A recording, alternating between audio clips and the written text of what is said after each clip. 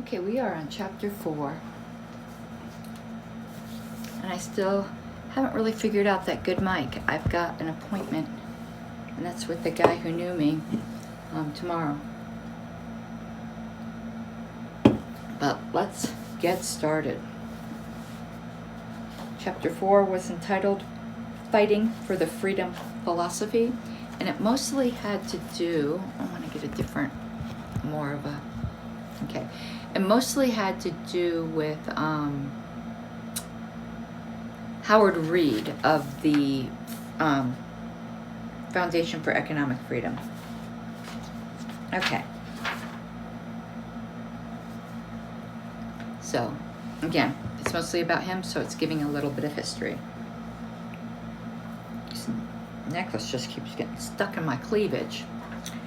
Reed had started off believing in Roosevelt and the New Deal, sort of, because that was the sort of thing decent Americans did in those days. Even the Chamber of Commerce, that hide-bound bastion of middle-class business values, tried to go along to get along with the National Recovery Act codes and the demands and restrictions of the new form of American economic governance. By 1943, its new president announced that, quote, only the willfully blind can fail to see that the old-style capitalism of a primitive, free-shooting period is gone forever. The capitalism which fought against justified public regulation of the competitive system is a thing of the past, end quote. But Reed was no longer willing to go along unreservedly with this version of chamber doctrine. In the mid-1930s, William C. Mullendore, a former lawyer, former assistant to Herbert Hoover during his Secretary of Commerce days, and then Vice President of Southern California Edison, turned Leonard Reed's life around by explaining in great detail how Roosevelt's alphabet agencies violated the principles of good sense and the U.S. Constitution and would lead our nation to economic and moral ruin. I think that's interesting, moral ruin. I mean, I guess I see why, but it just doesn't immediately seem to be an obvious corollary. Under Mullendore's influence, Reed wrote a popular anti-New Deal book in 1937, The Romance of Reality, shot through with anti-central control ideas from Spencer, Summer, and Knock.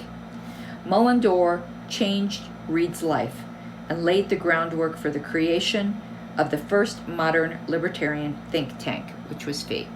I added the FEE part. Mullendore had worked with Herbert Hoover in the American Relief Administration and Robert Taft in the U.S. Food Administration. He couldn't bear to hear anyone, anywhere, spout socialism without speaking up in firm opposition. Good man. He was also obsessed with the worlds of spirit and psychic energy, and he thought Americans' rot was as much spiritual as economic. Mullendore was slower than Reed to give up on standard partisan politics, although he glumly assented to Garrett, wow, a double name, Garrett Garrett's insistence that free marketers in the 1940s were not fighting, as some foolishly thought, to prevent some government power grab or some fatal flow to the American constitutional order, but to roll back one that was already a fait accompli. And I absolutely agree there, and stop getting wedged in my cleavage. There it goes again. Just boop, it just notches right in there. Let's just leave it there. I mean, why don't I just stash some pens and whatever, in there? If we're at it, let's just store a pen there. Why not, right? When Reed left the LA Chamber in 1945, a left-leaning labor newspaper, the Hollywood Press-Times, cheered the departure of this fiend who had transformed the bourgeois chamber into a den of, this accusation will ring familiar, Nazi-like propaganda and reaction. With that sensitive signal intelligence possessed by creatures living in a tight, constrained underground, Reed was corresponding with Rose Wilder Lane and was now pals with Ayn Rand. With Mullendore at the center, a gang of Leonard's friends from the chamber world joined with him to form a publishing concern to distribute individualist writings called Pamphleteers Incorporated. That imprint became the first American publisher of Rand's pre-Fountainhead science fiction fable of the rediscovery of individualism in a collectivist dystopia, Anthem. I love Anthem. I think that's a great book. And Reed notices had created a couple of neologisms like plunderstorm and plunderbund.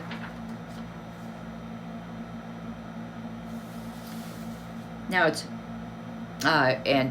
fee. I don't think we've gotten to the formation fee. We still might be on Pamphleteers Inc. Also published The Road to Serfdom. So it says the more distinctly libertarian types might read The Road to Serfdom and find someone speaking to their secret heart, encouraging and compelling them to walk on an ideological path that among businessmen in the post-war era marked one as a bit of a queer duck, old-fashioned and possibly outmoded. But they were also imbued, many of them, with a sense that they mustn't be quiet about these vital truths. The civilization they loved and fought to preserve and wanted to pass on to their children was at stake. It was hard to explain to your neighbor or someone seated next to you at a dinner party why legalizing narcotics or prostitution, say, or ending public education was vital to the future of a free America, but it had to be said. And I imagine at that time you were so close to it not being, I'm not saying it wasn't status before the war, but that was the big push. And you could remember when it wasn't like that. It's so much harder for us, I think, to even imagine. Okay, we're getting to the creation of fee, where it says it was a curious new institution. Truly individualist businessmen had realized by then that neither the Chamber nor the National Association of Manufacturers was a reliably tenacious and radical defender of the meaning of free enterprise. And the slogan or the mission of fee, and we'll know this, the eternal verities of encouraging anything that's peaceful, the title of one of Reed's most enduring homiletic essays. Fee had healthy financing from the start thanks to what the name Leonard Reed meant to free market-loving businessmen. And Fee believed that money would follow the good work, not precede it. Institutions qua institutions didn't mean much. I'm going to take a break here because I want to look up to see if I can find that essay, anything that's peaceful, and I'll let you know. Okay, I ordered it. Apparently it's not difficult to find. Found it for $4 on eBooks with free shipping. It's a little pamphlet. Now, it's not the original one. It's a reprint. But we can take a look at the content. Okay, here's the next subchapter entitled, There Isn't a Goddamn Book in There That's Not Left. So it says, the crew surrounding Fee had no sophisticated model of social change. Many of them seemed bewildered by how the world had gotten the way it is, except that somehow the wrong ideas, and in some cases the wrong people, had taken over the culture, the government, and even the world of business in which most of them moved.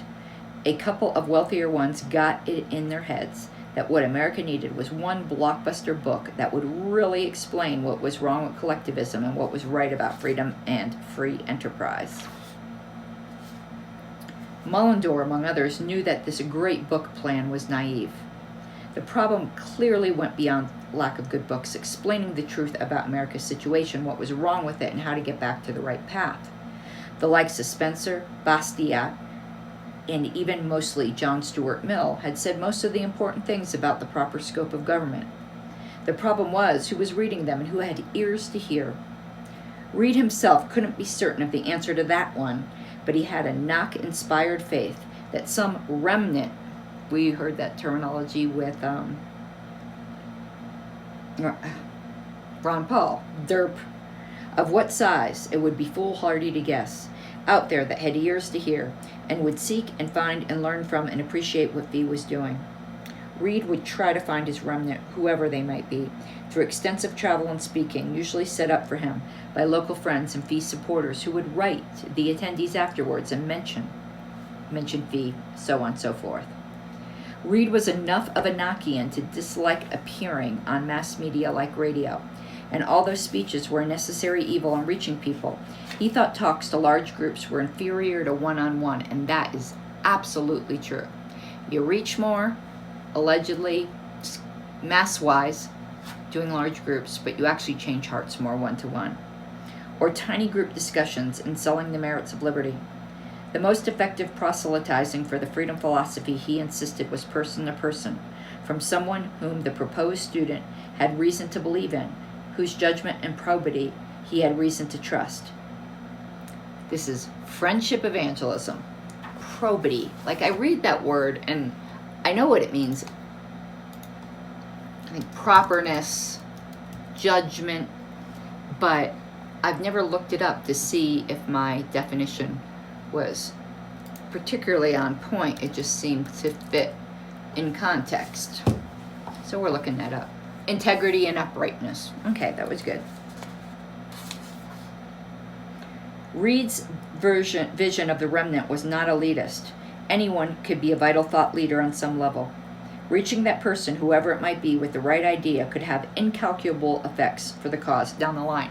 This is just in other words, what Angela and I were saying in the recent interview in opposing Mr. Kingpill. He raged at one of his early senior staffers who blew off a particular speech engagement, certain that the crowd would be too small to bother with. To Reed, any and every person might end up being the most important person the freedom movement ever could reach.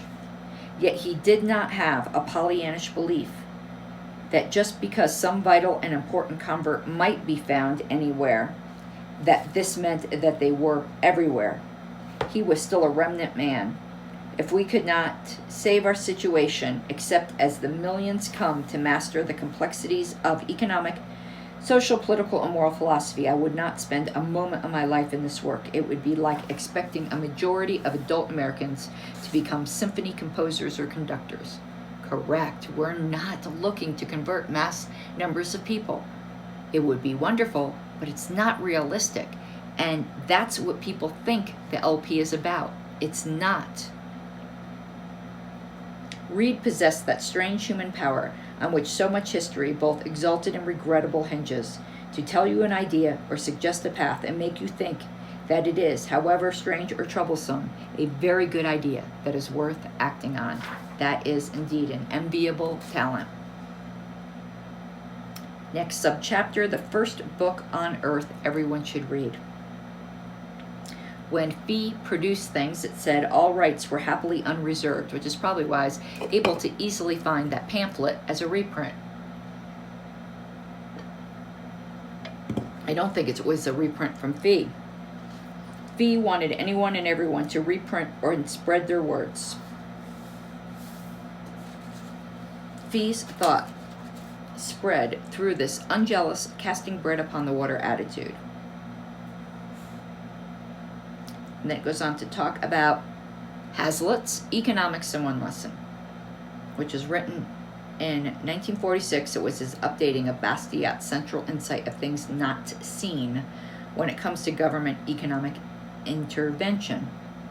The book was a simple but vivid lesson in looking at the extended effects of economic choices in human actions. Its libertarian implications lay in how it showed how the surface good that government intervention might seem to create has behind it, and down the line other effects that cancel out or unbalance that seeming good. Taxing and spending is analogous to that broken window. You might see what the government does with the money, but you don't see what the money's original holder would have done with it if the government hadn't taken it. Robert Hessen, later a member of the inner circles of both Murray Rothbard and Ayn Rand, enthusiastically says, I regard it as the first book everyone on earth should read.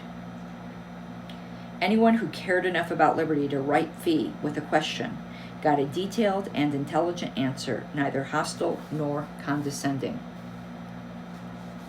Reed is remembered as a secular saint of principle, friend to potentate and pauper, spreading the light in the darkness, and in sweet intellectual comedy with all liberty lovers. At the same time, Reed annoyed close associates and lost many of them, in some cases failed to lose them merely for lack of other comparable options. This type of thing is inevitable in a radical political movement made up of eccentrics with extraordinary self-confidence in their own intellectual judgments. Certainly the rest of the world wasn't reassuring them that they were right or even sane.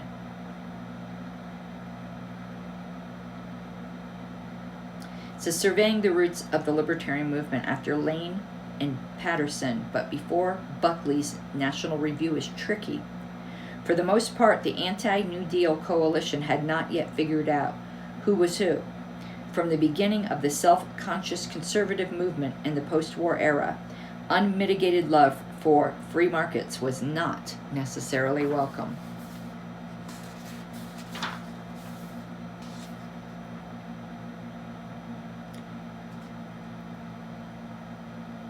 Now it's talking about, and this is a guy that fascinates me. And the subtitle of this is The Fact That Hoyles, I think that's how you pronounce it, Hoiles, is not in jail, is a highly encouraging testimony to the current American scene. So it goes on to discuss this anarchist newspaper owner, or they called him a newspaper magnate, named Raymond Cyrus Hoyles. And he owned the Register in Orange County, California. Hoyles was a hardcore modern libertarian before anyone knew what one was, before Reed and Feed had become codifying their beliefs and linking their far-flung adherents. He characterized his belief as the single standard of conduct, and I'm going to so agree with this man, meaning that government shouldn't have the power or right to do anything an individual didn't have the power or right to do. This means no taxation, not even for supposedly necessary services. Hoyles once wrote, anytime a man has to pay for something he does not want because of the initiation of force by the government, he is, to that degree, a slave. And you might remember, if you've been paying attention to some of the very first LP News, LP Time Capsule episodes I did, we mentioned that there was some kind of radical anarchist newspaper in Colorado Springs, Colorado. It was owned by Hoyles. So it says here, the freedom newspaper there was called the Colorado Gazette Telegraph, and that is the name of it. It says if Hoyles hated anything worse than unions, it was public schools. He preferred whorehouses, which he'd point out were voluntary while public schools were not. It maddened Hoyles that Reed and Fee shied away from open assaults on the public schools. Hoyles saw it as a sign of cowardice and fear of stepping outside the boundaries of acceptable opinion. He harangued Mises for years over the old Austrian economics rejection of voluntarily funded competing defense agencies as a substitute for coercive government police powers. Sad that the great libertarian would continue to advocate any form of socialism or any form of tyranny. And when you are advocating that the free market is not the better way of protecting men's lives and property, I think you are seriously in error. And I would agree with him. And I need to look at these endnotes, 48 and 49. Are they endnotes or are they footnotes? Okay, they are endnotes by chapter. So this is chapter. I don't like when they do it like that. When I did the endnotes of my book, I just went sequentially, 1 through 400 and something. So you didn't have to first figure out what chapter you were in and then find the endnote. Okay, this was endnote number 48 and 49 in chapter 4. I don't know if I'm in the right chapter here. I gotta hate when they do it this way. This just made me hate it even more. Because it just says notes at the top. Chapter 3, okay. Chapter 4, 28. Okay, this is from the Fee Archives, Memo to Board. And then letters between the two that are in the University of Oregon Special Collections. Mullendore collection. This would be something great to go look at, wouldn't it?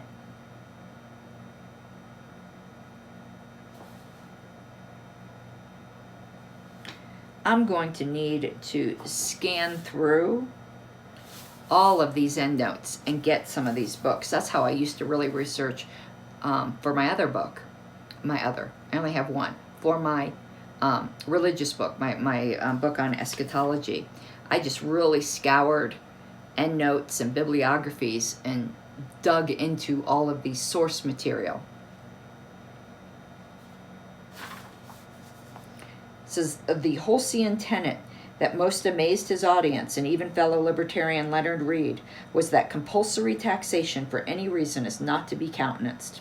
When asked how government can be supported without compulsory taxation, Hoyles would, quite accurately, reply that we can't seem to support it with compulsory taxation.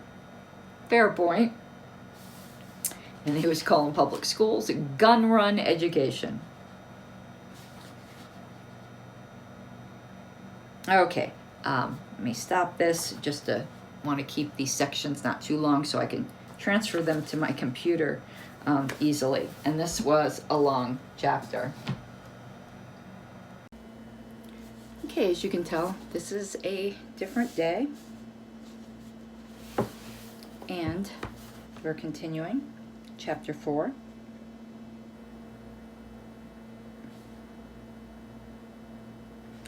And it's talking about the separation between, the inevitable separation between conservatives and libertarians.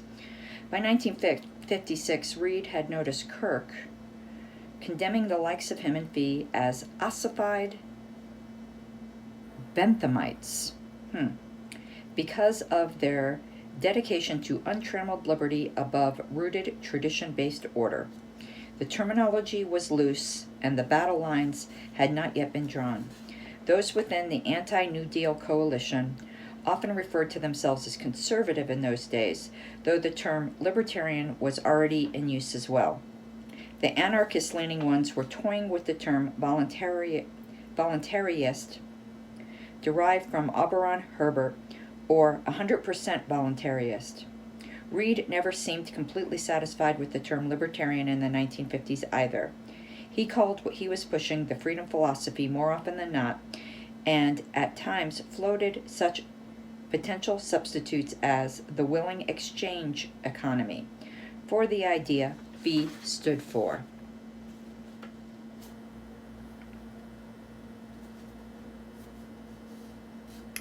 Then it's talking about battles he's had with certain conservative organizations, including the John Birch Society.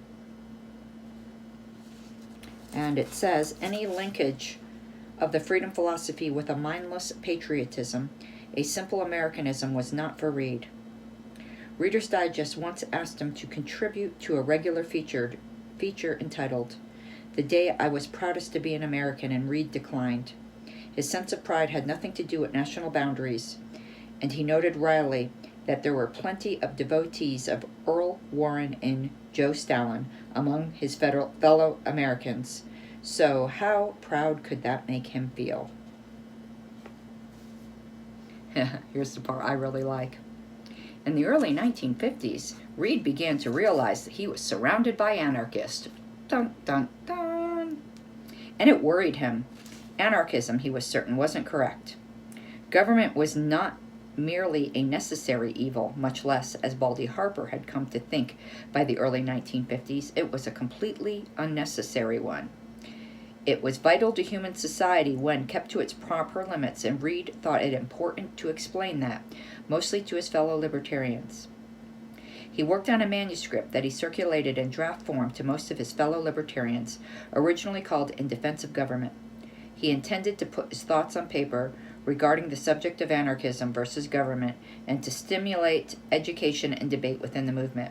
In 1954, he issued it as an official fee publication under the title Government an Ideal Concept, and I'm going to try to find this. He explained up front that it had become necessary to defend government. The reason has to do with the ineffective of one's statist allies. For it is an observed fact that numerous students of liberty, particularly those who became extremely devoted to their cause, falsely reason falsely reason past properly limited government to the abolition of all formal government, as though limited government were nothing more than a convenient compromise for ideological weak hearts who have no stomach for the whole truth. In short, some students of liberty arrive at philosophical anarchy, and in so doing may well lose their effectiveness as libertarians. Dun, dun, dun. The short book contains examples of Reid's bizarre energy metaphors and thoughts, and explains that since we need to protect our lives and lack the ability to do so by ourselves, we must of necessity ally with our fellows for mutual defense, with everyone treated equally. Reid explains that it can be proper, even on libertarian grounds, to pay forced taxes as long as they are used only for an equally applied protective service. Gee, thanks for saying how you can force me to do something, dude. And now I'm going to have a very long quote. And it will probably be it for this recording, and you'll see me in different clothes on another day. We are all obligated to pay taxes for mutual defensive services because others have a moral right to protect themselves against anyone who would burden their energy, against anyone who would siphon off their livelihood. A person who, by failure to attend to his own obligation, thereby loading it onto all others, engages in an inhibited action against the society of which he is a member. He is not returning an equivalent for benefits and services rendered, this equivalent being an equitable tax. Thus, the agency of society must, in justice, collect from him. This collection does not, therefore, classify as aggressive force, but rather as repellent or defensive force. That's the end of the quote from his book. Now, back to this book. Because of man's inherently social nature, Reid maintained, man as society can morally do things that man as individual cannot. Ipsedixit. As long as it is to protect society from freeloaders on its energy. Baldy Harper likened what Reid did in his book to building a grand ship named Liberty and then setting sail after boring holes in the bottom and giving the majority an auger and carte blanche to bore however many holes they have a mind to. One old friend from his Chamber of Commerce days wryly noted that Reid now knew what it felt like to be on the receiving end of very Reid-like jabs for the crime of weakening the case for freedom. Reid's apostasy on forced taxation disturbed many of his friends, board members, and colleagues. They were especially annoyed that he chose to publish the finished product under fees imprimatur, after apparently telling some of them that he had no such intention. Reid's radical associates were disappointed and outraged over a book that, among other things, stood firmly against any government role whatsoever in issuing money or providing education, but that just wasn't hardcore enough for many libertarians of the time. His anarchist staffers were disappointed that Reid did not permit their opposing views to similarly appear under Fee's aegis, and that he hid his attacks on government and ideal concept mailed to Fee and addressed to all of them. Harper hinted that the pamphlet and its aftermath made him hate Reid briefly. Reid's attitude toward taxation made any protestations on his part that he was a true libertarian but bitter gall. You can define and redefine justice any way you wish, but as long as you give another party the right to tax you under a monopoly power to govern you, they are empty words indeed. But his emotional reaction turned into a sadness akin to losing a friend, a person with rare potential, is frantically riding a horse in a direction that he does not perceive. What can be done with Reid's theory of government to enslave me makes my bald hair curl. If I'm going to be enslaved, I don't want it to be done by my friends. Eventually, Reid stopped reading critiques of government and ideal concept. His heart had hardened to anarchistic arguments. Reid violated what some purist libertarians saw as a cardinal rule. Although you were not obligated to take libertarianism to its farthest reaches in all your public pronouncements, you at least must ensure that nothing you write directly violates the principle of non-initiation of force. Thaddeus Ashby, then writing editorials for Hoyle's Freedom News papers in Colorado Springs, wrote a scabrous 50-page attack on Reid's book that Hoyle's circulated among the boys. I'm going to look for that as well. Hoyles himself accused Reed of evasion. I know of no person who will answer questions without evasion, who so believes in forcing a man to pay for his protection. This gang of businessmen Reed had gathered around him thought nothing of taking the time to dictate to bewildered secretaries 5-page letters back and forth, chewing over recondite issues of social philosophy, because they were certain that a proper understanding of such issues for them, their children, their loved ones, their community was vital to the nation's survival. Precious few of them were left who understood or cared. Actually, that video transferred faster than I thought it would, and I did find that book by Reed, but not the one by Thaddeus Ashby, or the pamphlets.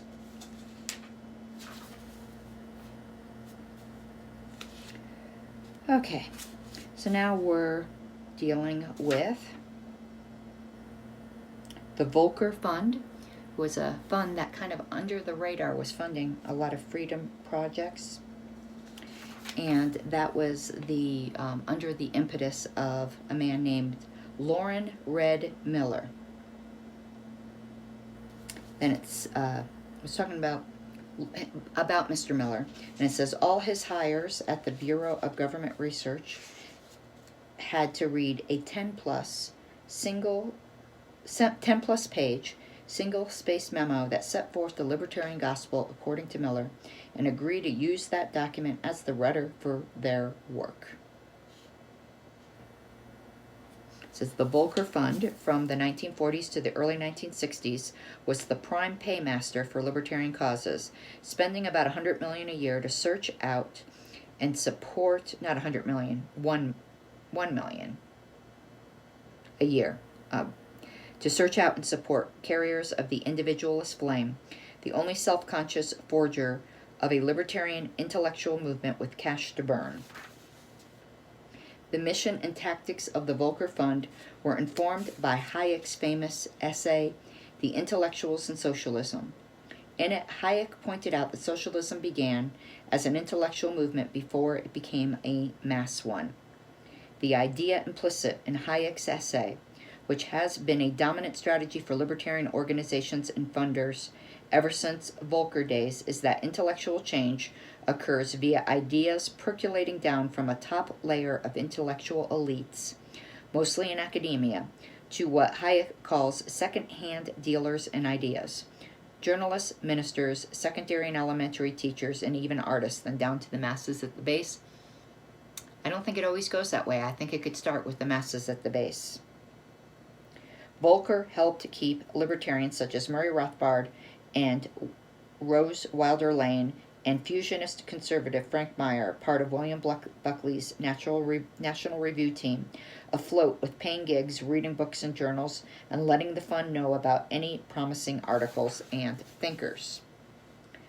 Volcker Fund people were trying to craft a libertarian identity distinct from the larger right-wing conservative movement, and they worried that people didn't understand the difference between its brand of free market radical libertarianism and the free market views of the NAM right-wing business elite crowd. For one thing, the libertarians really meant it about free markets, completely and totally with no exceptions. But that wasn't enough somehow. Kernewell thought Volcker had to boldly stake out ground distinct from that of a standard post-war big business apologist. They contemplated foregrounding aspects of their libertarian intellectual project, such as attacks on the medical monopoly and occupational licensing, and on business subsidies and tariffs to distinguish themselves.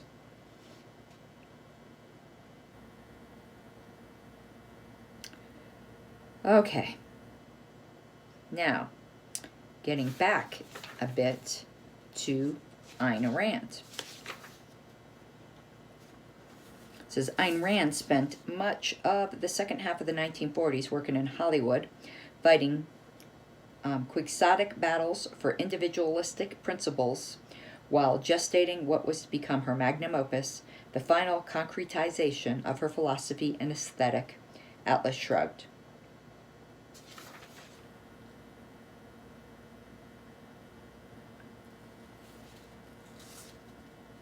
It says, a Rand essay that touched on these same topics, Textbook of Americanism, appearing in Vigil, a magazine for screenwriters in 1946, thrilled the scattered gang of early libertarians in Fee's orbit. Leonard Read noted admiringly that her simple and unobjectionable principle that no one ought to initiate physical force against another would, if applied to present-day practices, be shocking to many persons. What a repeal of laws and decrees this would mean. The individualist business community mostly loved this fearless, impassioned Russian novelist, who gave a soaring and exalted voice to their labor, which others did not love them for, and which even they themselves darkly suspected was not the highest ideal to which they might aspire.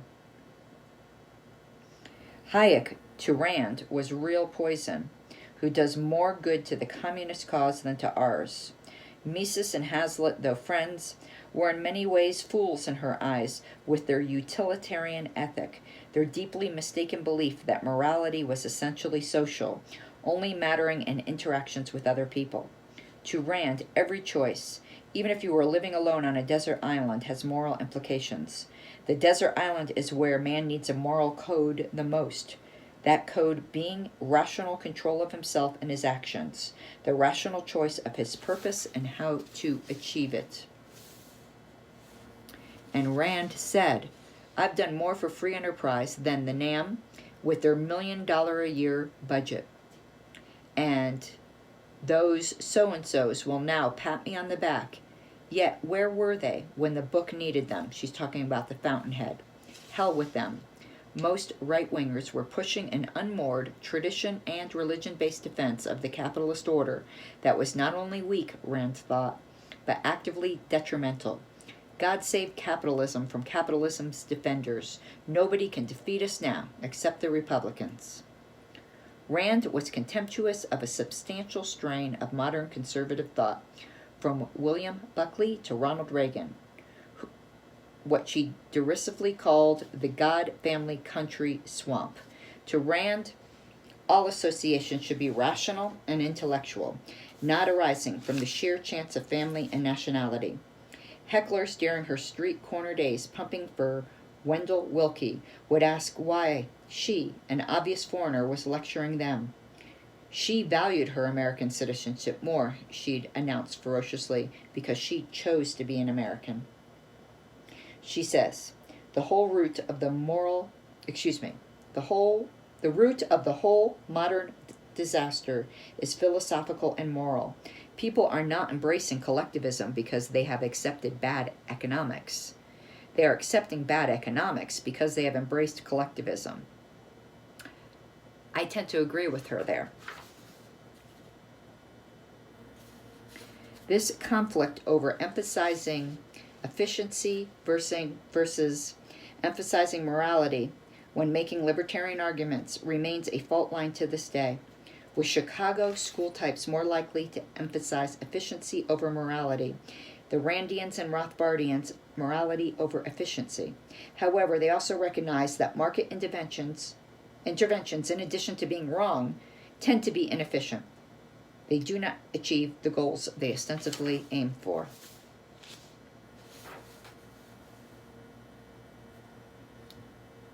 Okay, that's going to be it for that take. And now I really do need to go to bed. Okay, continuing on Fighting for the Freedom Movement, Chapter 4. Everyone remembers McCarthyism and the outcry it caused a few years later when leftists were called to the dock and required to name names. But the Buchanan Commission, and that's something I really want to look into. This sounds super fascinating to me. It says, but the Buchanan Commission is a little remembered spectacle when the avatars of right-wing reaction were similarly and earlier,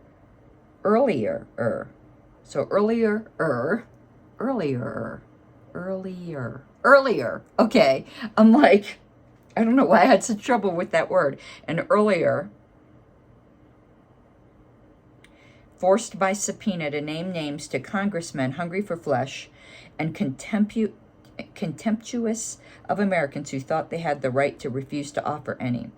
Demands for lists of who they were and had been given cash to in regard to any attempt to influence directly or indirectly the passage or defeat of any federal legislation to reply to forthwith were dispatched to 166 captains of industry, including Reed's mentor, Mellendorf.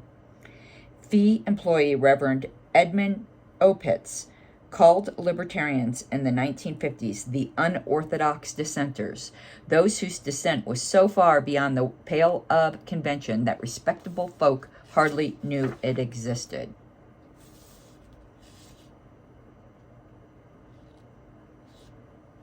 And then, going back to the Volcker Fund, said their goal was that they were searching for a new Tom Paine, but one whose vision of what government could properly do was even more limited than that of the founding fathers, which of course is the vision of the Libertarian Party today.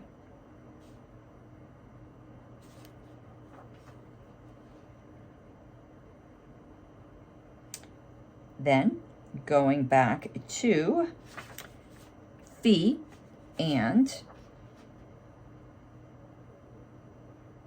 trying to find here the an editor of the New Freeman, which was launched with the 1954 issue, Chodorow, and it said that Chodorow was an independent thinker in the Knockian mode with a profound disgust toward our enemy, the state. He advocated the social ostracism of government workers. Government buildings, he said, should be thought of and treated as charnel houses. He launched the Intercollegiate Society of Individualists.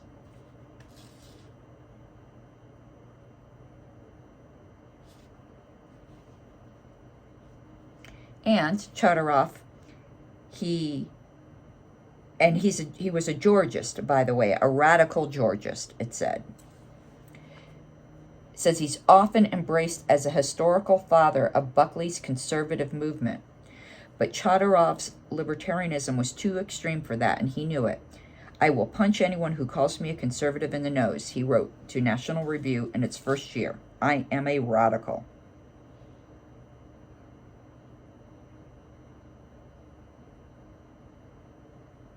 And then the next title here. I'm looking for where we're at. These chapters are long. Okay. This is titled, It Was More Than Contempt They Felt for Mises. They thought he was dangerous. In 1948, he began his second series of lauded seminars. This seminar, and not so much the regular coursework, was the wellspring that ensured the survival of the Austrian economics tradition in America. Nearly everything that contributed to its continued vitality can be traced to students Mises inspired during his 21 years of NYU seminars. As of 1949, his salary was paid, not by the university, but mostly by the Volcker Fund, a sign. Okay, continuing. Few professors inspire such fascination and devotion that a non-degree seeking adult would attend their lectures constantly for 18 years. While Bettina Bien-Greaves, already an employee at Fee, was by far the most devoted of Mises's seminar acolytes, she never stopped attending until the end and kept copious lecture notes to boot. She was not unique. Mises was unique in attracting mature minds without demanding discipleship.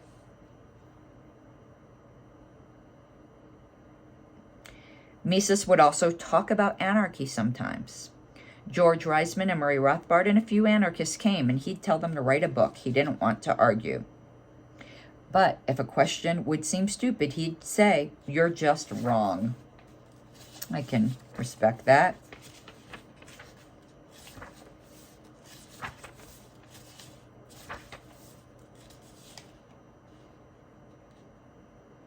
Now it's going on to Hayek. and says, during Hayek's decade at Chicago, he wrote the book that most thoroughly explains his political philosophy, The Constitution of Liberty in 1960. His defense of liberty is instrumental, like most original Austrian economic, like those from the original Austrian economics tradition. Hayek didn't lean his defense of liberty on a notion of natural rights, which is probably why I didn't care for his book. Some readers will perhaps be disturbed, he admits in the introduction, by the impression that I do not take the value of individual liberty as an indisputable ethical presupposition, and that, in trying to demonstrate its values, I am possibly making the argument in its support a matter of expediency. If we want to convince those who do not already share our moral suppositions, we must not simply take them for granted. In some sense, I agree, but in other sense, if we have natural rights, and they are quite self-evident, then we should expect other people to find them so as well. We must show that liberty is not merely one particular value, but that it is the source and condition of most moral values. This necessary entanglement of moral and practical, or deontological and consequentialist, is threaded throughout most libertarian scholars and polemicists, even if they think they are arguing only in one way and not the other. There are almost none who don't simultaneously believe that liberty works best and is also morally proper. I would agree there, and that's actually one of the Radical Caucus's main points when they say natural rights are utilitarian. Far from illegitimate deck stacking, as some opponents of libertarianism charge, I've never seen an opponent of libertarianism charge that, by the way. This is generally because libertarian visions of moral propriety are rooted in a notion of human rights, and their notions of human rights in a vision of what is necessary for human flourishing. The intro to the LP platform says that, thus closing the circle between what is right and what works. Indeed, what works is a necessary constituent of what's right. That sentence is gorgeous. Hayek's definition of liberty is purely negative. It guarantees you nothing but your own sphere in which your choices are your own. His definition, when left that loose, almost implies anarchism. But Hayek is far from an anarchist. When government indulges in actions that would clearly be coercion under Hayek's more general definition, its actions can be justified by ensuring that they are rule-based and affect everyone equally. As long as you rape all women equally, it's okay. Thus, not even forced taxation and conscription seek to the level of coercion by his definition in Constitution. He changed his mind on this later. Which one? Both? And Hayek also brings in his other overarching idea, man's ignorance. We can never know for sure what the end results of our actions will be. Because we can never know all the results of any action, following rules is the best bet. And that's deontology. Even when we have to follow them in a way that those Hayek calls constructivist rationalists who think we can restructure society at our whim using the power of our reason would consider blind. The rule of socialist folly, the folly of any who believe man's intelligence gives him the power to craft any sort of social order he desires, lies in not realizing the limitations imposed by man's ignorance. Following rules is also the very blood and marrow, to Hayek, of that most difficult of social theoretical concepts, justice. Hayek defines justice in the same way many laymen might define fairness, as the application of equal abstract rules to everyone, irrespective of the particular content of those rules. The only way to judge the justice of individual rules is in how well they fit in with the overall order of other rules. We can't otherwise objectively determine whether a rule is just. Hayek lauds progress, even uneven progress, and makes an ingenious defense of the utility of what some call the obscenely wealthy as advance shock troops, pioneering new methods, new products, and even new arts and philosophies. Absolutely agree. Only the wealthy, Hayek argues, with some historical evidence, can afford to subsidize the new and radical in any field. And they're bored. They've seen all, they've done all. Constitution clarifies Hayek's many differences with other strains of 20th century libertarianism. Hayek makes this distinction between him and other libertarians quite clear toward Constitution's end. He pledges no fealty to liberty for its own sake, or for the sake of rights or justice. If anything is an unquestioned and unquestionable good to Hayek, it is diversity, growth, change, and progress, and both knowledge and material goods.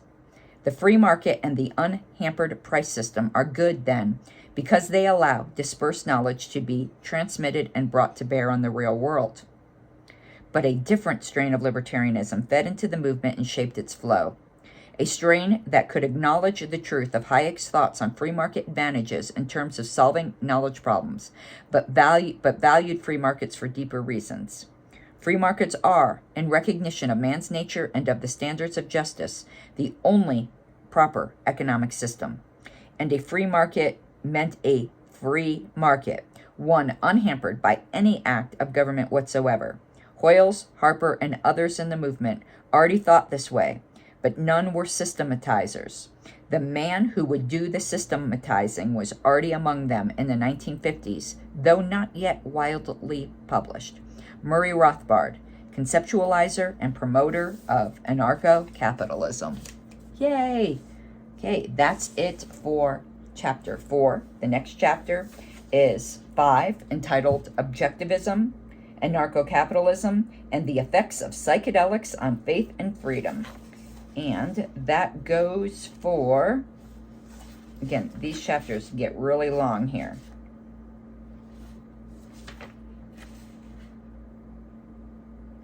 "65 pages.